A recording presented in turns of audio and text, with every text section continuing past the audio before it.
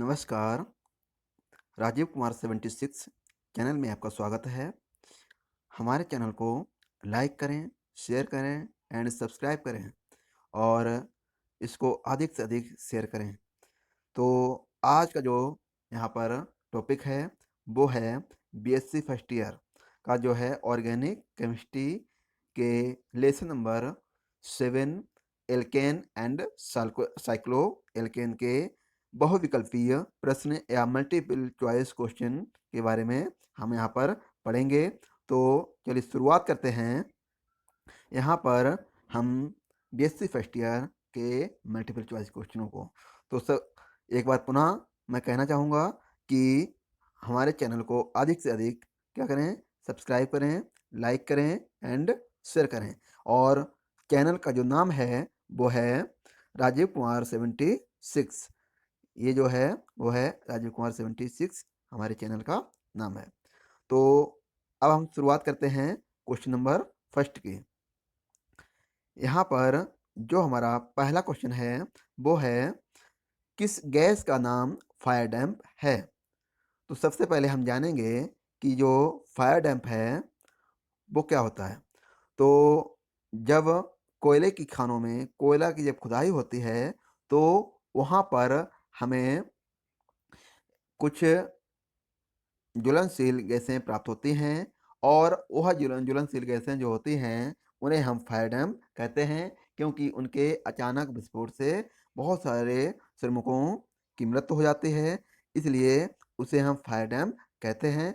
और कोयले कोयले की खानों में ये गैस पाई जाती है। तो ऐसी कौन सी गैस है जो जिसका नाम फायर डैम्प होता है। तो उनमें से यहाँ पर 4 गैसें दी हुई हैं। तो उनमें से इसमें कौन सा सही है? क्या एसिटिलीन है, या कार्बन मोनोऑक्साइड है, या मीथेन है, या C2H2 प्लस O2 है। तो यहाँ पर क्या है कि जब कोयले की खानों में खुदाई होती है तो वहाँ पर मीथेन गैस निकलती है। तो यहाँ पर जो हमारा ऑप्शन होगा वो हमारा 3 इज द राइट आंसर होगा। नेक्स्ट क्वेश्चन देखते हैं। कौन सी गैस O2 के साथ जलने पर विस्फोटक होती है? तो कहने वाला ये हुआ कि ये सारी जो गैसें दी हुई हैं O2 मीन्स ऑक्सीजन के साथ ये क्या है, जलने पर विस्फोट उत्पन्न करती हैं। तो ऐसी गैसें कौन सी हैं इसमें? यहाँ पर दी हुई हैं मेथेन दिया हुआ है, मार्स दी है, फायर डैम्प दिया हुआ है और फोर्थ ऑप्शन है उपयुक्त सभी। तो यहाँ पर हम जानेंगे कि जो मीथेन गैस होती है, जो मीथेन गैस है, तो मीथेन गैस को जो मीथेन है, ये जो मीथेन गैस है इसके और भी नाम हैं। इसको हम क्या कहते हैं? एक तो मीथेन कहते हैं, दूसरा हम यहाँ पर इसे कहेंगे मार्स गैस, और तीसरी क्या है यहाँ पर? फायर डैम्प। तो ये फायर डैम्प है।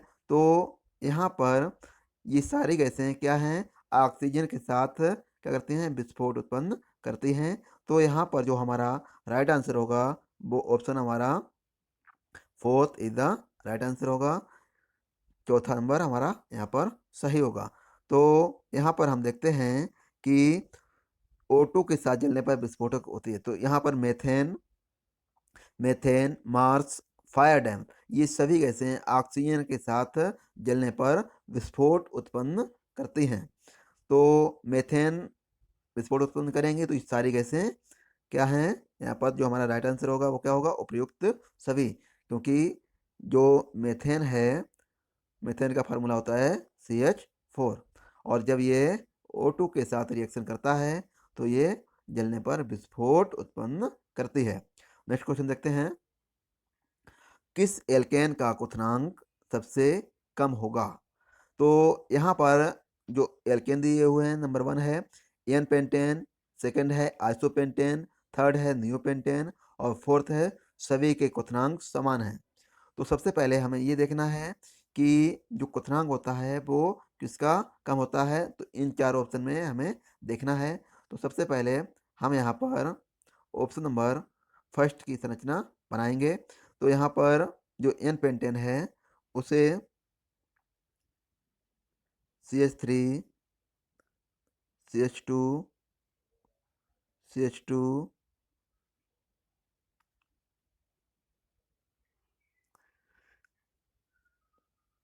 यहाँ जो पहला है उसका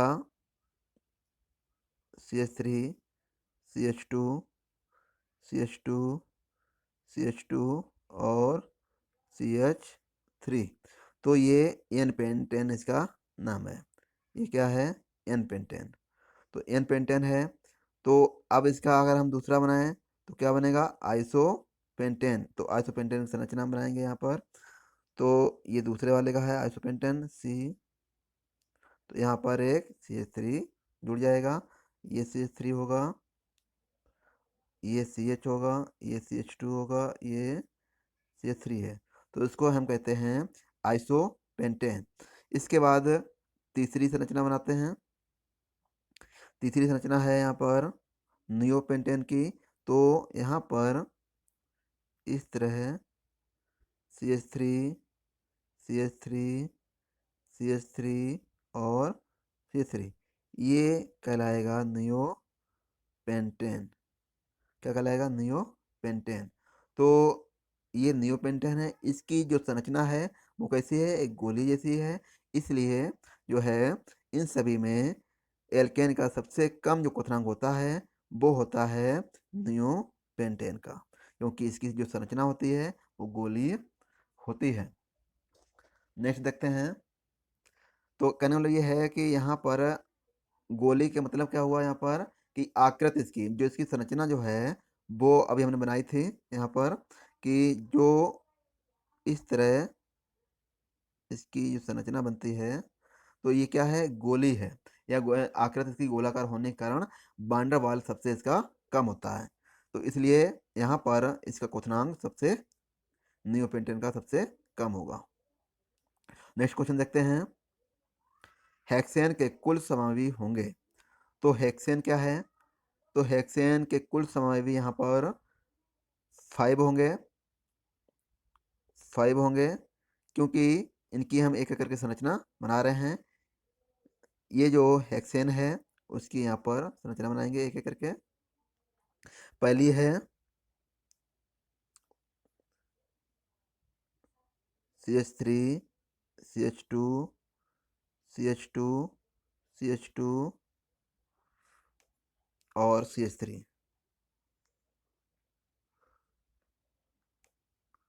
CH3। तो एक तो संरचना ये हो गई इसकी। दूसरी संरचना C और यहाँ पर CH3 CH3 और ये H, ये CH2 और ये CH3। दो संरचना हो गई। तीसरी बना रहे हैं। तीसरी संरचना है इसकी C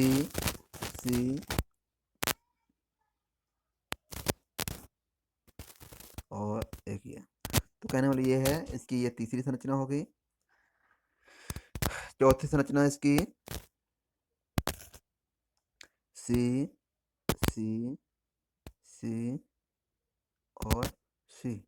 तो यहाँ पर C और एक C यहाँ पर। एक संरचना इसकी ये हो गई। तो लास्ट संरचना देखते हैं इसकी number 5।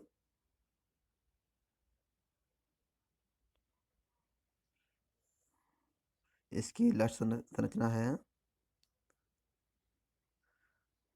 C C C C और एक C यहाँ पर, एक C यहाँ पर। तो कहने वाला ये है कि जो हेक्सेन है उसकी जो 5 समूह बनेंगे उनमें इसका जो नाम होगा, इसका नाम होगा 2,3 डाइमेथिल ब्यूटेन, है ना। तो यहाँ पर इस तरह इनकी सभी की संरचना बनेगी और हेक्सेन के कुल समय भी यहाँ पर बनते हैं 5। तो यहाँ पर हेक्सेन के 5 समय भी होते हैं। नेक्स्ट देखते हैं। एल्केनों का हाइलोजनीकरण किस प्रकार की अपक्रिया है? तो एल्केनों का जो हाइलोजनीकरण होता है वो मुक्त मूलक प्रतिस्थापन होता है। नेक्स्ट देखते हैं। एल्केनो का द्विध्रुव आघूर्ण होता है।